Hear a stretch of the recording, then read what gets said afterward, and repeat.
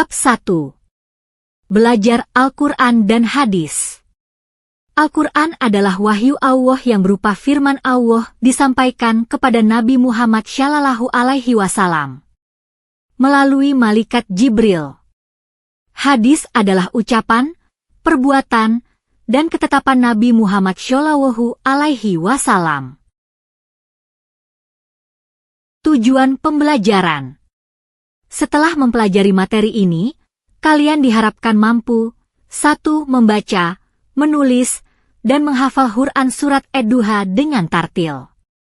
2. Menjelaskan pesan-pesan pokok Quran surat Ad-Duha dengan baik. 3. Menjelaskan hukum bacaan tafhim dan tarkik dengan benar. 4. Menumbuhkan sikap solidaritas dan saling membantu. 5. Menunjukkan sikap terbiasa membaca Al-Quran dengan tartil. Duha. Duha adalah waktu pagi hari ketika matahari terbit sepenggala dari permukaan laut sampai waktu istiwa. Matahari tepat di atas kepala. Peta konsep. Peta konsep adalah representasi visual yang menunjukkan hubungan antar ide, konsep, atau topik dalam sebuah jaringan. Ayo perhatikan peta konsep ini agar kita bisa mengetahui apa yang akan kita pelajari. Deskripsi Al-Quran. Al-Quran dari segi pengertian. Al-Quran adalah kitab suci umat Islam yang diyakini sebagai firman Allah Subhanahu wa Ta'ala yang diturunkan kepada Nabi Muhammad SAW melalui malaikat Jibril. Secara bahasa, Al-Quran berarti bacaan atau yang dibaca.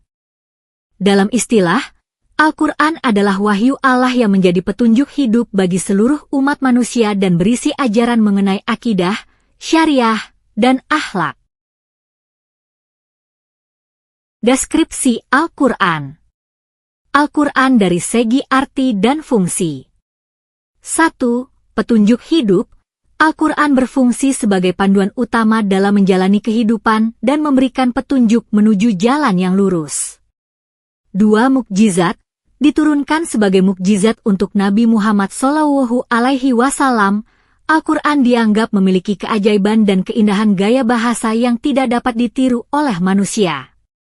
3. Ibadah. Membaca dan mempelajari Al-Quran merupakan bentuk ibadah bagi umat Islam. 4. Pedoman hukum. Al-Quran menjadi dasar hukum dan panduan dalam berbagai aspek kehidupan. Deskripsi Al-Quran dari segi isi dan struktur. Al-Quran dari segi arti dan fungsi. 1. Wahyu Allah. Al-Quran adalah firman Allah Subhanahu wa Ta'ala yang diwahyukan secara mutawatir, berkesinambungan. 2. Penyeimbang kitab terdahulu. Al-Quran menghimpun intisari dari kitab-kitab terdahulu serta berbagai ilmu pengetahuan. 3. Struktur. Terdiri dari 30 juz, 114 surat, dan 6.666 ayat yang dimulai dari surat Al-Fatihah dan diakhiri dengan surat An-Nas. Deskripsi hadis dari segi pengertian. Hadis adalah segala perkataan, perbuatan, dan persetujuan, ketetapan, dari Nabi Muhammad SAW yang menjadi sumber hukum Islam kedua setelah Al-Quran. Hadis berfungsi untuk menjelaskan dan menguatkan makna kandungan ayat-ayat Al-Quran. Ilmu yang mempelajari hadis, baik dari segi pengumpulan, keaslian, maupun penerapannya, disebut dengan ilmu hadis. Spesifikasi hadis.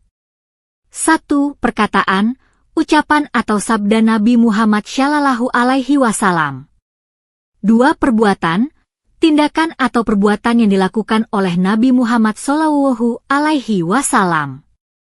3. Persetujuan, takrir ketetapan Nabi SAW terhadap suatu perbuatan yang dilakukan oleh sahabatnya, yang kemudian tidak dilarang atau disetujui oleh beliau. Fungsi dan kedudukan hadis. 1. Sumber hukum Islam kedua. Hadis memiliki kedudukan yang sangat penting sebagai sumber hukum Islam setelah Al-Quran. Dua penjelas Al-Quran, hadis berfungsi untuk memberikan penjelasan dan perincian lebih lanjut terhadap ayat-ayat Al-Quran. 3. Model metodologi. Hadis juga dapat menjadi model metodologi berpikir berdasarkan teks Al-Quran. Membaca Quran Surat Ad-Duha. Surat Ad-Duha adalah surat ke-93 dalam Al-Quran, terdiri dari 11 ayat, dan termasuk golongan surat Makkiyah. Surat ini diturunkan untuk menenangkan Nabi Muhammad SAW saat wahyu sempat terhenti, menjelaskan bahwa Allah tidak meninggalkan dan mengurusinya, serta mengingatkan tentang nikmat-nikmatnya, seperti saat ia menjadi yatim dan kemudian diberi petunjuk dan kecukupan. Isi kandungannya menekankan pentingnya rasa syukur kepada Allah Subhanahu wa Ta'ala, bersikap baik kepada sesama, terutama anak yatim, serta menyampaikan nikmat yang telah diberikan. Terjemah Surat Ad-Duha. 1. Demi waktu duha. 2. Dan demi waktu malam apabila telah sunyi. 3. Tuhanmu tidak meninggalkan dan tidak pula membencimu. 4. Sungguh, akhirat itu lebih baik bagimu daripada yang permulaan, dunia. 5. Sungguh, kelak, di akhirat nanti, Tuhanmu pasti memberikan karunia-Nya kepadamu sehingga engkau ridha. 6. Bukankah Dia mendapatimu sebagai seorang yatim, lalu Dia melindungi, mu. 7. Mendapatimu sebagai seorang yang tidak tahu tentang syariat, lalu Dia memberimu petunjuk, wahyu. 8. Dan mendapatimu sebagai seorang yang fakir, lalu Dia memberimu kecukupan. 9. Terhadap anak yatim, janganlah engkau berlaku sewenang-wenang. 10. Terhadap orang yang meminta-minta, janganlah engkau menghardik. 11. Terhadap nikmat Tuhanmu, nyatakanlah dengan bersyukur. Bismillahirrahmanirrahim. Wadduha wal-layli idha saja. Ma wadda'aka rabbuka wa ma qala. Walal-akhiratu khairun laka minal ula. Walasawfa yu'tika rabbuka fatarda. Alam yajidka yatiman fa'awa. ووجدك ضالا فهدى ووجدك عائلا فأغنى فأما اليتيم فلا تقهر وأما السائل فلا تنهر وأما بنعمة ربك فحدث.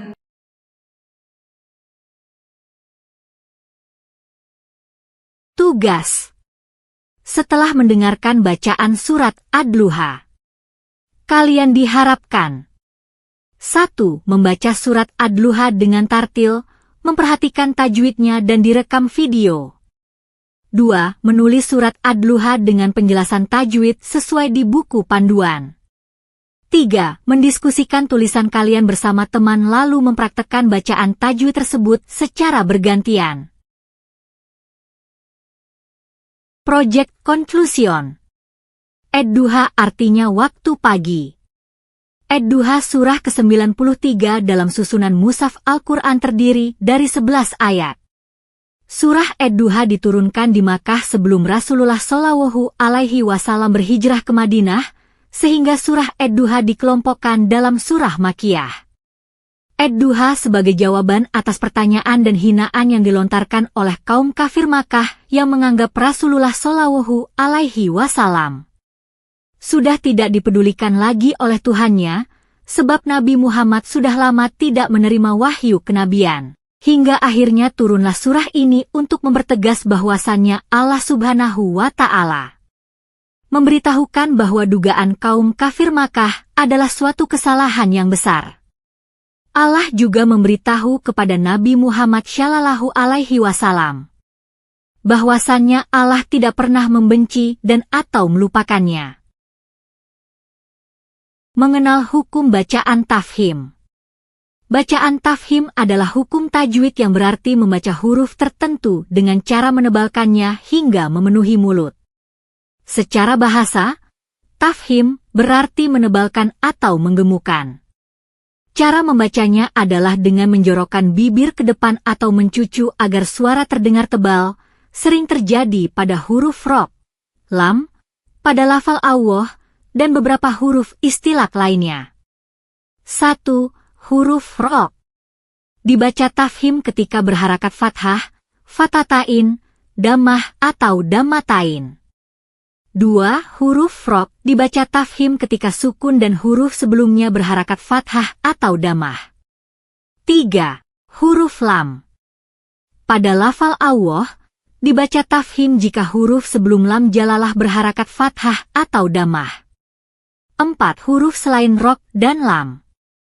Ada beberapa huruf lain yang memiliki hukum bacaan tafhim, seperti huruf-huruf istilah, ho, shot loto, kof jo, dalam kondisi tertentu. Aktivitasku. Setelah menyimak dan bertanya kepada guru insya Allah faham tentang hukum bacaan tafhim. Tugas kalian mencatat ayat yang di dalamnya terdapat hukum bacaan tafhim. Catat dan tandai huruf tafhimnya. Mengenal hukum bacaan tarkik. Hukum bacaan tarkik, menipiskan, adalah membaca huruf tertentu dalam Al-Quran dengan suara tipis atau ringan yang berlaku pada huruf lam dan ro. Cara membacanya dengan menurunkan bagian terluar lidah dari langit-langit atas, sehingga suara yang dihasilkan terdengar lebih ringan. Tarkik adalah kebalikan dari tafhim, menebalkan. 1. Huruf ro. Huruf ro berharakat kasrah atau kasratain. 2. Huruf ro. Huruf ro sukun dan huruf sebelumnya berharakat kasrah, serta tidak ada huruf istilak sesudahnya. 3. Huruf ro. Huruf ro berharakat sukun dan huruf sebelumnya berharakat kasrah yang asli, serta huruf setelahnya bukan huruf istilak. 4. Huruf lam. Lam jalalah atau lamnya lafal Allah yang didahului oleh huruf berharakat kasrah. Aktivitasku. Setelah menyimak dan bertanya kepada guru insya Allah faham tentang hukum bacaan tarkik. Tugas kalian mencatat ayat yang di dalamnya terdapat hukum bacaan tarkik. Catat dan tandai huruf tarkiknya. Thank you for your attention.